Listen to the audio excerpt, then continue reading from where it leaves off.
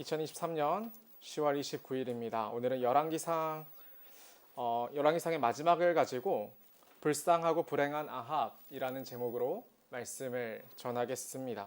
불쌍하고 불행한 아합에 관한 이야기입니다. 오늘 함께 살핀 이 말씀은 아합이라는 왕이 두드러집니다. 지난주에도 아합이라는 왕이 자주 등장을 했지만 이번에도 톡톡히 그 주인공 역할을 다하는 사람이 이 아합입니다.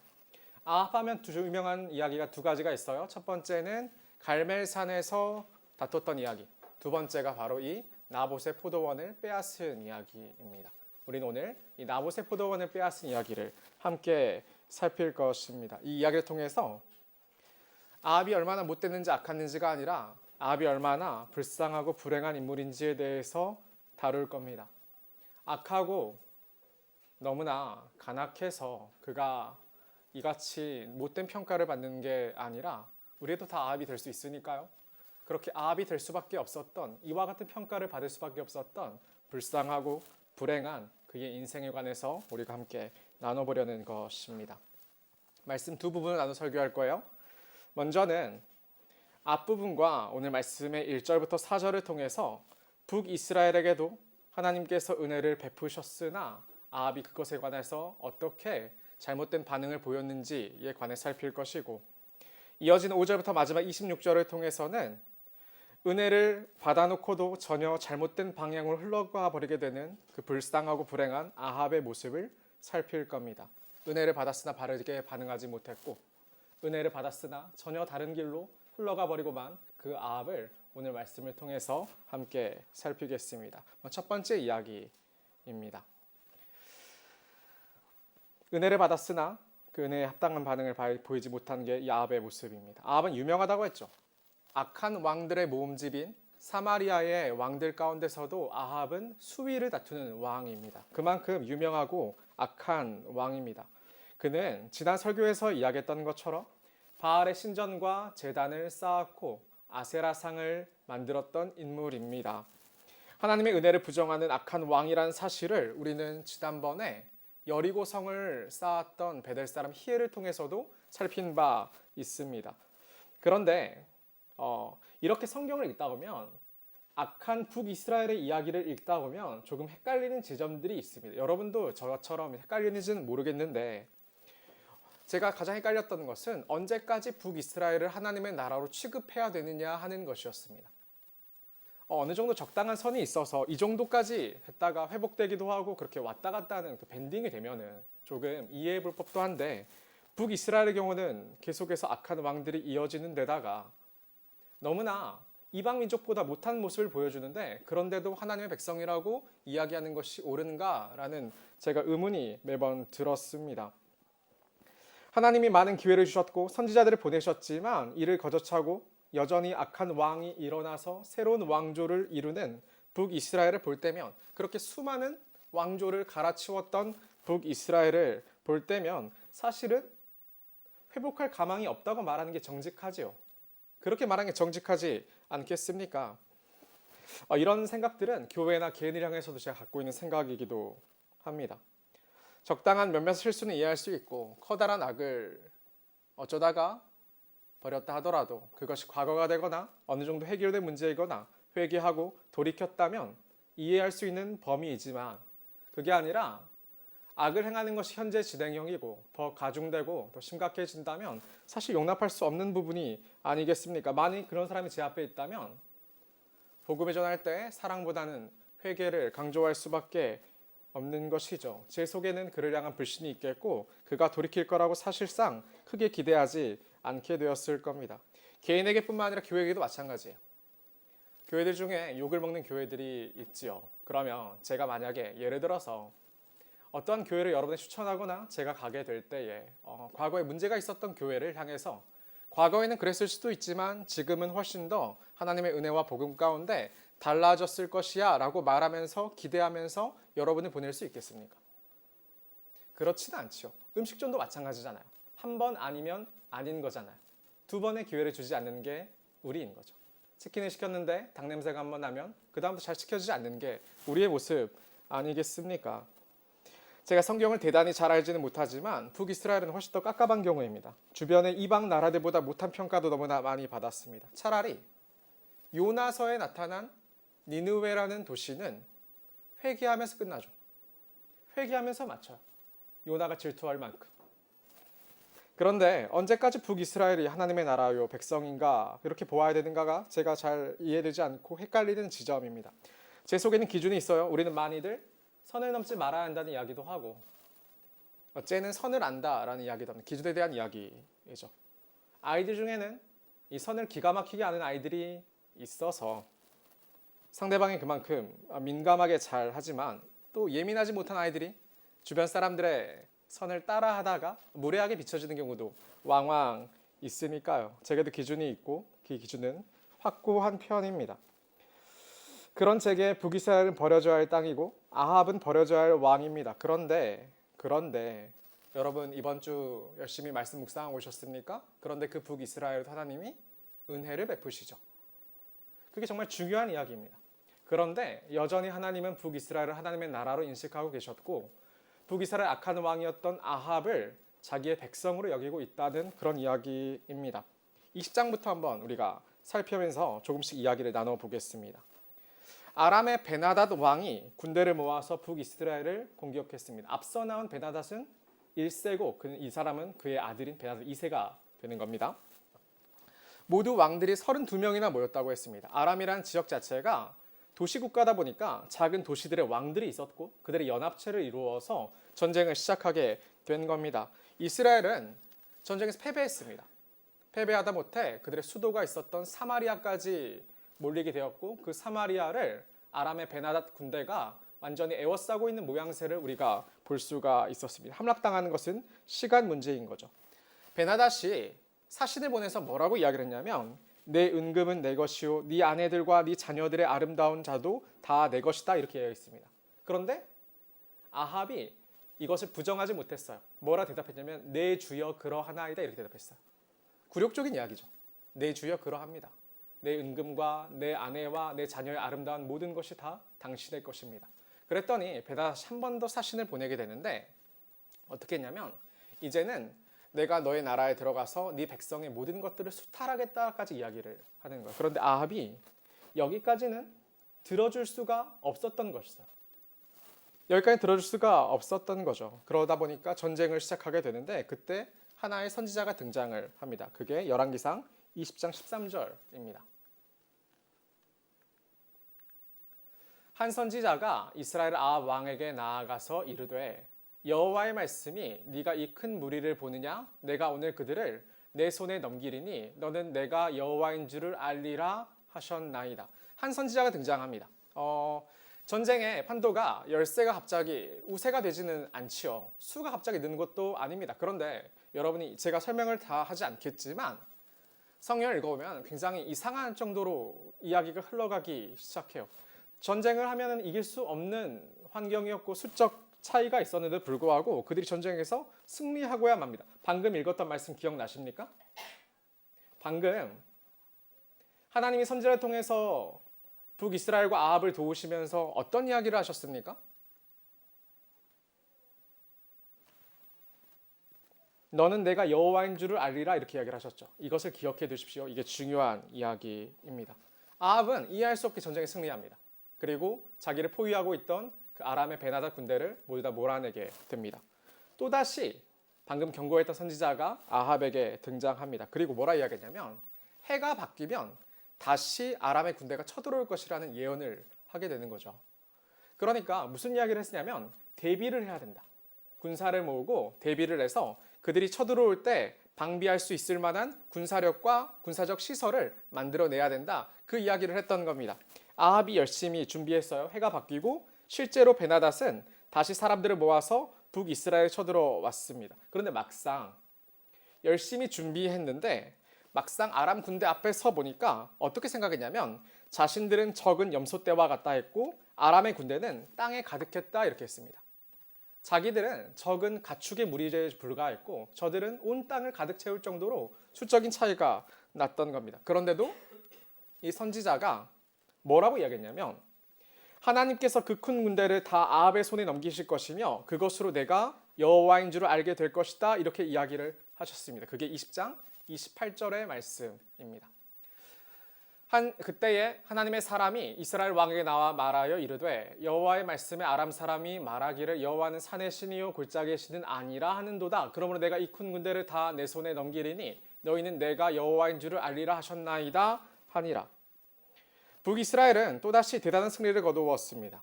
전쟁을 시작한 지 7째 날에 전쟁을 시작해서 하루에 보병을 10만 명을 죽였다고 했고 패잔병들을 도망치는데 그들이 다 쫓아갈 뿐만 아니라 아람왕 베다닷은 도망치다 못해서 한껏 자기를 낮추고 나중에는 생명을 구걸하는 위치에까지 오게 되었습니다. 그러니까 하나님께 도우셨고 실제로 그 도움에 따라서 승리를 맛보게 된 것이죠.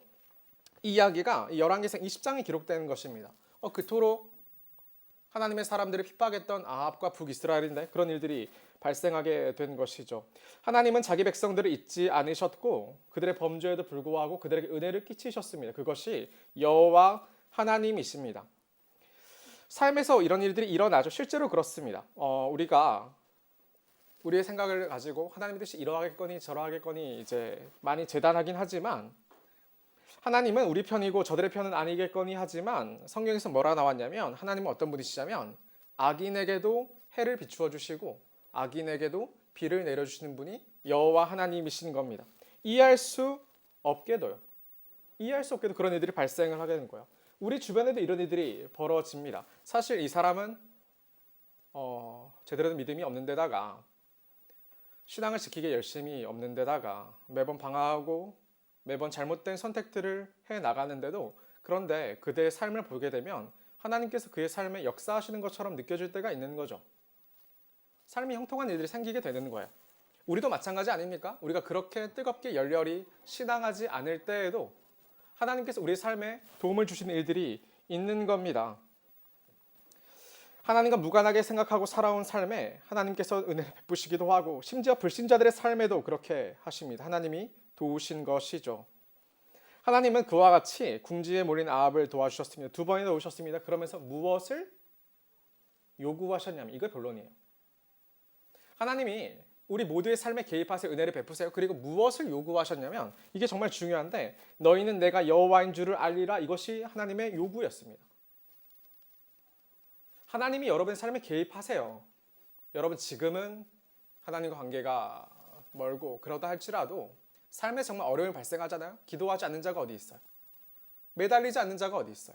그런데 어떤 사람들은 그 기회를 통해 신앙을 회복하기도 하고 하지만 어떤 사람들은 그 기회와 무관하게 또다시 잊혀지고 지나가 버리고 말죠. 지나가 버리고 말아요. 하나님의 요구와 다른 거. 하나님은 은혜를 베푸시면서 무엇을 요구하셨냐면 너희는 내가 여호와인 줄을 알리라 이렇게 말씀을 하신 거죠.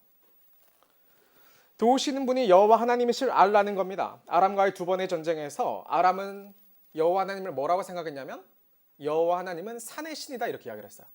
그때는 다 그랬어요. 산의 신이니까 그 산을 내려오면 이 신은 힘을 못 쓸 것이다. 그러니까 이스라엘과 전쟁을 할 때 산에서 싸우는 게 아니라 골짜기로 내려와 싸우는 거예요. 그럼 자기들이 승리할까 하고 그런데 여호와 하나님은 오히려 그것을 바라시죠. 산의 어떤 위치에 매이는 게 아니라 여호와 하나님은 어느 곳에서든 여호와 하나님이심을 보여야 했으니까요. 그게 여호와 하나님이셨으니까요. 북이스라엘은 고질적으로 그들에게 성전이 없다는 불안감이 있었습니다. 그런데 여호와 하나님은 이것을 통해서 보여주시는 거예요. 하나님은 장소에 매이신 분이 아니신 것이죠.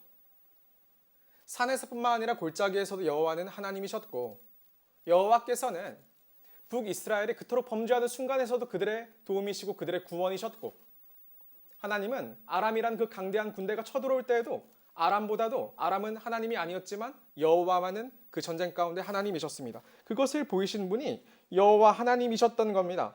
그래서 아합도 이것을 배워야 했습니다. 삶에 우리가 하나님을 붙잡고 혹은 우리가 하나님 구하지도 않았는데 하나님께서 은혜를 베푸시는 순간들이 반드시 있는데 그때 우리는 이것을 배워야 되는 거예요. 여호와께서 나의 하나님이시다. 어느 영역에서든 내 삶의 모든 영역에서도 여호와만이 나의 하나님이시다. 이걸 배워야 했던 거예요.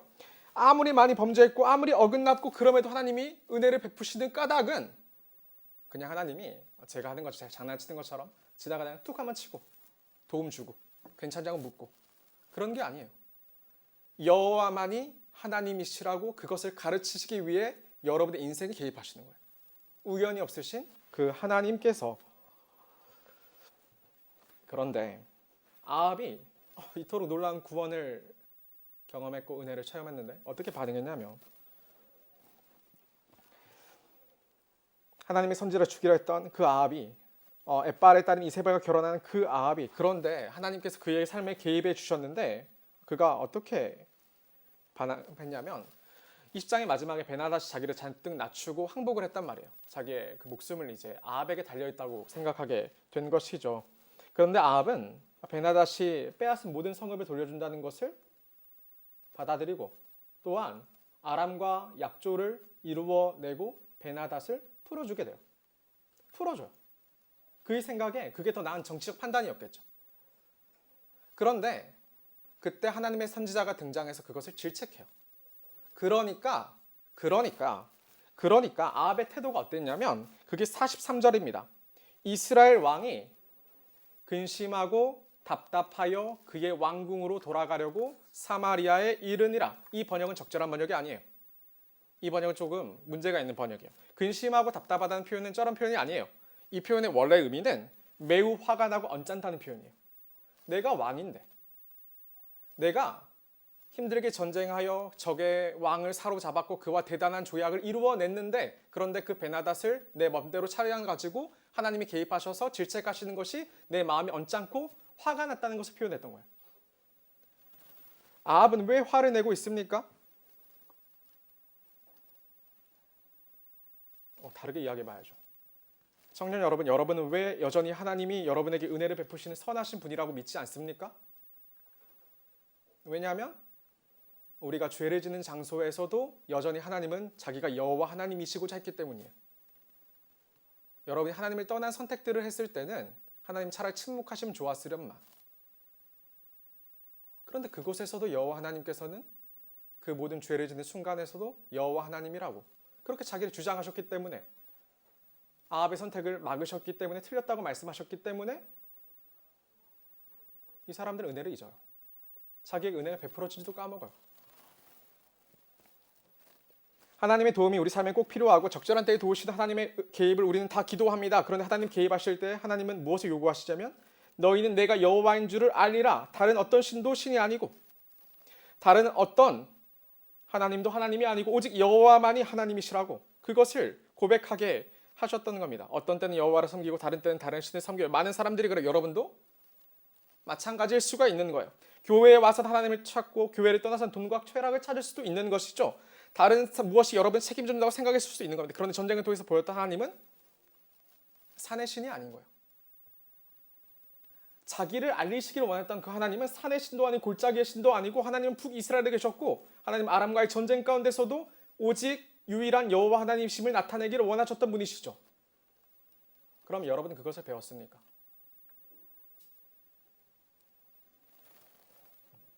우리에게도 비슷한 이 아합과 같은 모습들이 있는 겁니다. 아담과 하와가 저질렀던 선악과를 알게 따먹게 되는 그 사건으로 우리는 매번 돌아가고야 마는 겁니다. 여호와의 도움은 갈구하지만 정작 여호와만이 나의 하나님이시라는 것을 인정하지 않으려는 욕망이 우리에게 있는 것이죠. 하나님 아래 서게 됨으로써 얻게 되는 평안과 자유보다는 그걸 집중하기보다는 하나님을 믿었기 때문에 제한되는 수많은 어려움들이 우리를 올가매는 겁니다. 그럼 뭘 생각하냐면 이때는 여호와께서 내 하나님이 아니시면 좋겠다는 생각을 하게 되는 것이죠.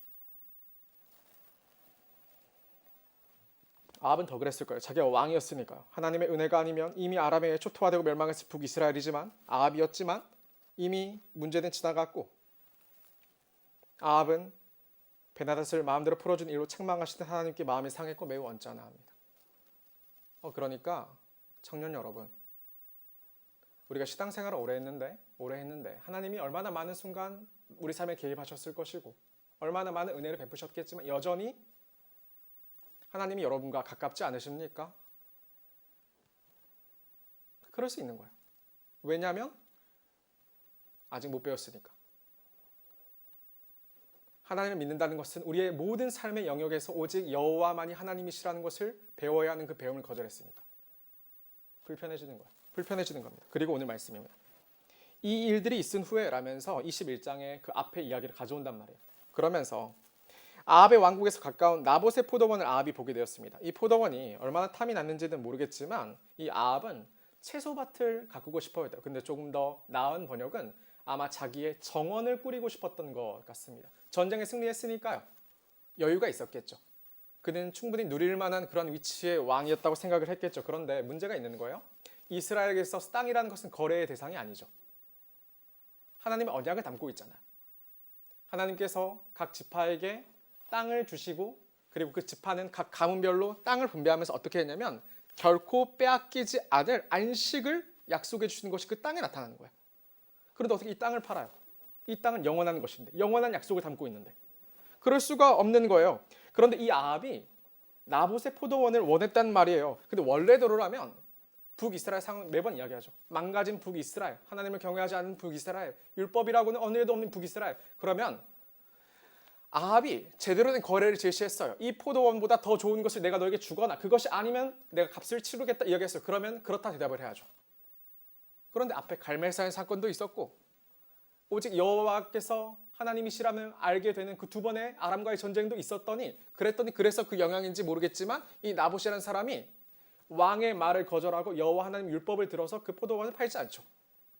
그 일들이 발생하는 얼마나 놀라운 일이에요. 북이스라엘. 은혜의 결과인 거죠. 그곳에서도 북이스라엘에서 아합이 다스리는 곳에서도 오직 여호와만이 하나님이시라고 고백한 일들이 생겨났던 겁니다. 근데 아합에는 그것이 눈에 가시는 거예요. 자기의 마음대로 되지 않으니까 자기가 왕인데 자기 멋대로 되지 않았으니까 나봇이 이것을 거절합니다. 그게 21장 3절이에요. 나봇이 아합에게 말하되 내 조상의 유산을 왕에게 주기를 여호와께서 금하실지로다 하니 그리고 4절이에요.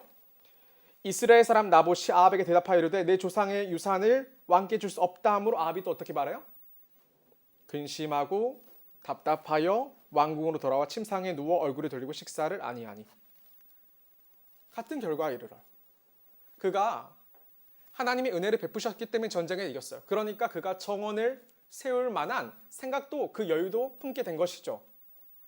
그런데 그러니까 하나님 율법을 생각하지 않고 하나님 뜻을 생각지 않고 그 포도원을 자기 멋대로 해보려다 그것이 거절당하니까 그 왕이라는 위치가 자기 멋대로 할 수 없다는 그 자유를 제한당하니까 그의 마음에 하나님을 향한 분노를 품어요. 그게 아합이에요. 어리석죠. 은혜를 경험하지 못한 것도 아니고 은혜가 있었는데 하나님은 그의 삶에 개입하지 않으셨던 것도 아니고 그의 삶에 분명히 개입하셨는데 그런데 그는 여전히 배워내지를 못하는 거예요. 필요할 때만 그냥 찾고 하나님이 없어야 할 것도 내가 정하고 모든 삶에서 모든 영역에서 오직 여호와만이 하나님이시라고 배워내지를 못하는 겁니다. 그리고 나서 또다시 근심하고 답답합니다. 더 나은 번역은 또다시 마음이 크게 상했고 심히 언짢아졌습니다. 하나님에 대하여. 감사가 없죠. 이런 자들의 삶은. 이런 삶에는 하나님이 매번 없어요. 하나님이 매번 없는 거예요. 하나님 내 삶에 일하지 않으셨다 생각하고 하나님 내 삶에 개입해주지 않는다 생각하고 여전히 하나님은 멀고 하나님은 내 자유를 억압하는 분이시고 배우질 못해요. 아합은 포인트를 도저히 못 잡았습니다. 그가 지금 집중해야 할 것은 여호와로 말미암아 전쟁에 승리했다는 겁니다. 여호와로 말미암아 망해야 할 나라가 살게 되었고 모든 것을 빼앗겨야 할 나라가 오히려 풍요를 누리게 되었다는 것입니다. 그는 여호와 감사해야 됐죠. 여호와만이 하나님이시를 고백해야 됩니다. 이것이 옳은 겁니다. 그런데 아합은 여호와로 인해 기뻐하기보다 여호와로 인한 상실감에 어쩔 줄 몰라 합니다. 여러분 진로가 펼쳐질 때도 마찬가지 아닙니까? 그간 그렇게 하나님의 은혜로 지금까지 살아왔는데 교회 나오는 일들이 신앙을 지키는 일들이 여러분의 진로 한번 막아섰다고 얼마나 여호와께 불평과 불만과 원망을 터뜨립니까? 그리고 얼마나 거리를 둬요?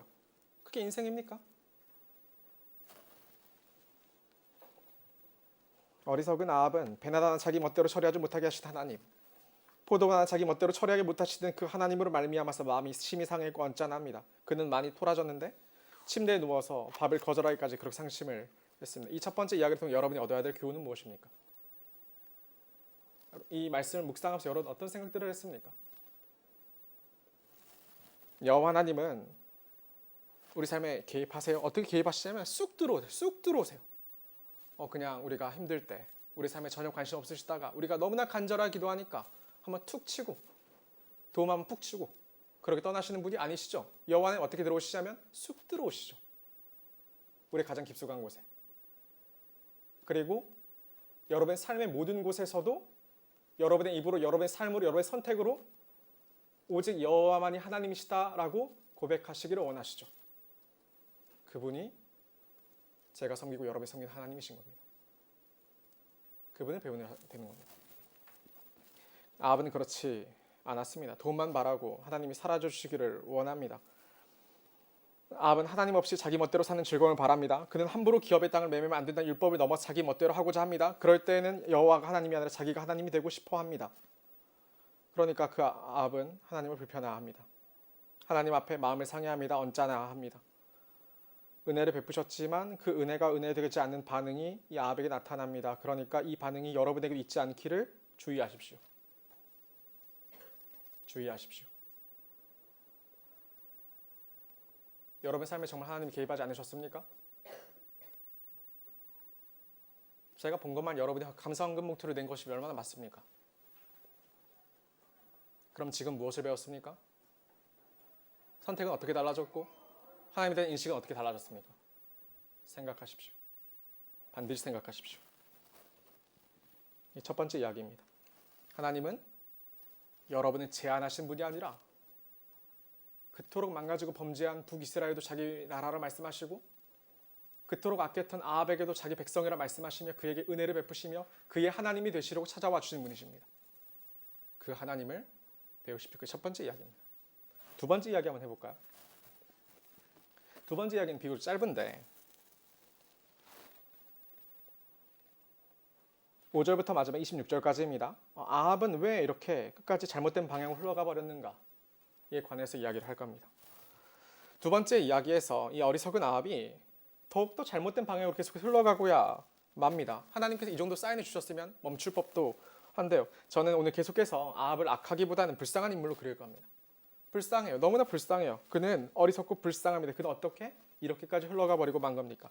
앞선 이야기부터 생각해 보냐면 사실 아합이라는 인물이 그렇게 악독하지는 않았다고 제가 보았습니다. 성경을 보면서. 악독하지만은 않은 것 같아요. 왜냐하면 앞서서 갈멜산에서 엘리야와 다툰 후에 나중에 엘리야를 죽이려고 했던 사람은 누구였습니까? 이세벨이었죠. 이세벨이었어요.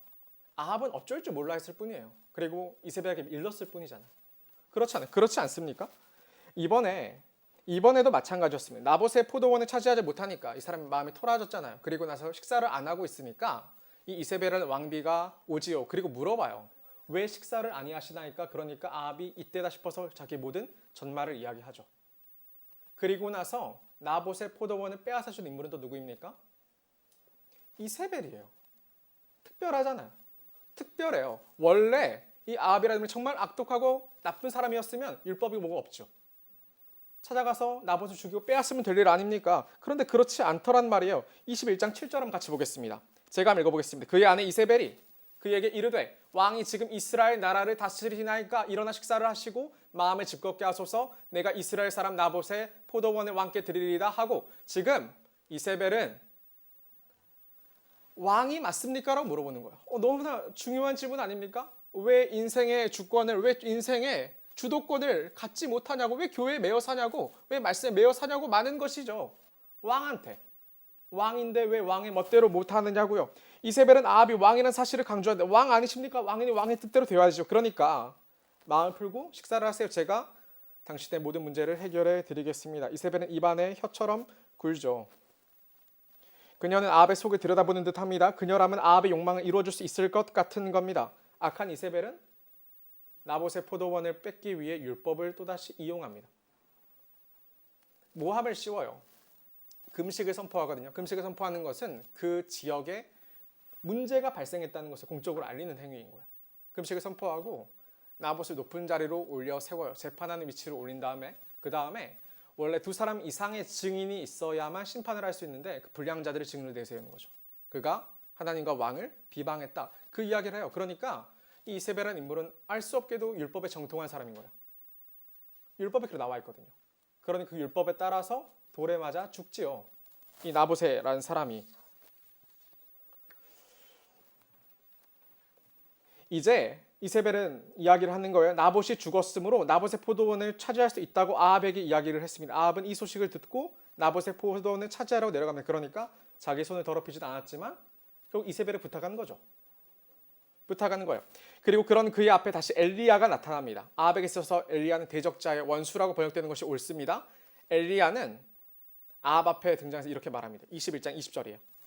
아합이 엘리야에게 이르되 내 대적자여 네가 나를 찾았느냐 대답하되 내가 찾았노라 네가 네 자신을 팔아 여호와께 보시기에 악을 행하였으므로 네가 네 자신을 팔았다 이렇게 이야기했습니다. 재밌는 표현이에요. 여러분 자신을 판다는 표현 압니까? 목숨을 걸었다는 말일 수 있고 자기를 희생한다는 말일 수 있습니다. 그런데 이 불쌍한 불행한 아합은 아무리 여러분이 갖고 싶은 게 있어도 자기를 팔면 안 되지. 아무리 여러분이 얻고 싶은 게 있어도 자기는 유지해야지. 당연하지. 나를 빼앗기면 안 되지. 내 생명을 지켜야지. 내 영혼을 지켜야지. 그런데 아합은 그것을 못해요. 자기를 팔아서 자기를 지불해서 악을 행했던 인물이 아합인 거예요. 이 어리석은 아합이. 왕으로서의 권위, 왕으로서의 책임 아무것도 없고 하나님 그에게 주신 은혜 아무것도 없고 자기 모든 것을 걸어서 결국 해왔던 것은 악밖에 없는 거예요. 그게 아합이에요.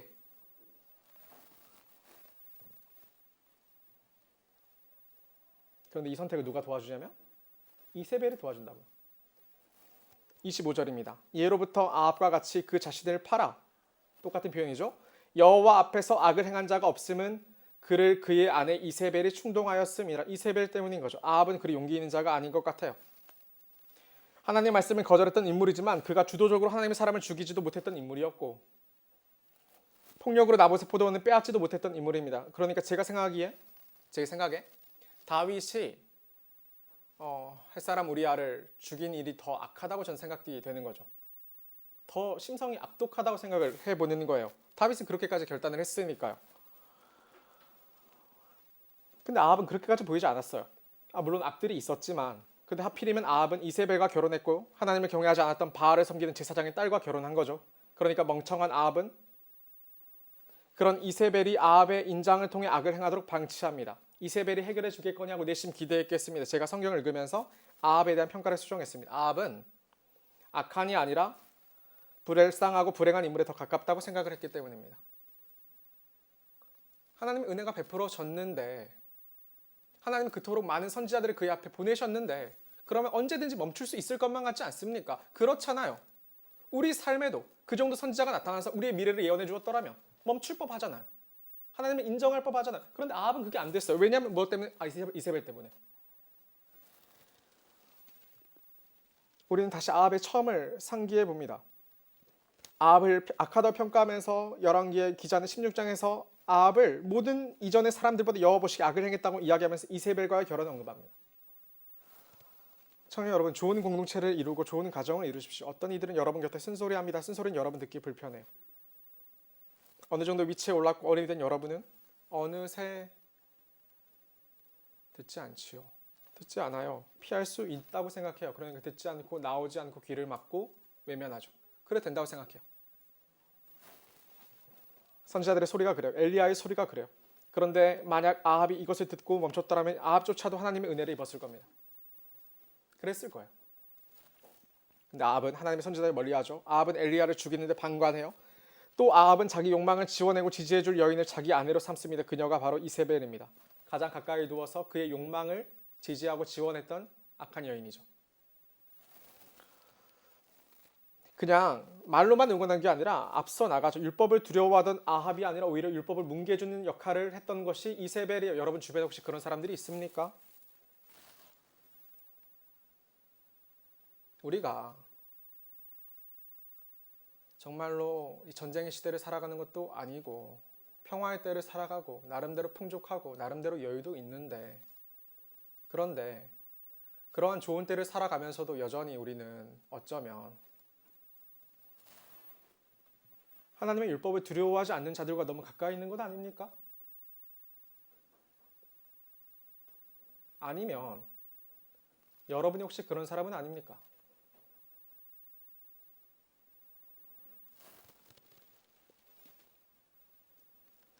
오히려 율법을 이용하여 자기의 유익을 취하죠. 사람을 죽여서라도 자기 유익을 따르고 자기 책임과 역할이 달라지더라도 자기 기쁨을 향유합니다. 만약에 이세벨이 아니라 경건한 사람이 아합 주변에 있었더라면 아합조차도 하나님께 이 은혜를 입지 않았을까 생각을 해보는데요. 사랑하는 청년 여러분, 그러니까 좋은 공동체를 이루셔야 합니다. 두 번째 이야기. 그리고 여러분이 좋은 공동체의 원이 되셔야 합니다. 여러분의 선택, 여러분의 방향, 얼마나 많은 영향을 여러분 주변에 미치는 줄 아십니까? 교회 싫어서 나오지 않아요? 불편해요? 어려워요? 듣기 싫어요? 그래서 정리하지 않아요? 여러분 교회 태우지 않아요? 그럼 도대체 여러분을 누가 멈춰줍니까? 어긋났을 때 누가 교정해줍니까?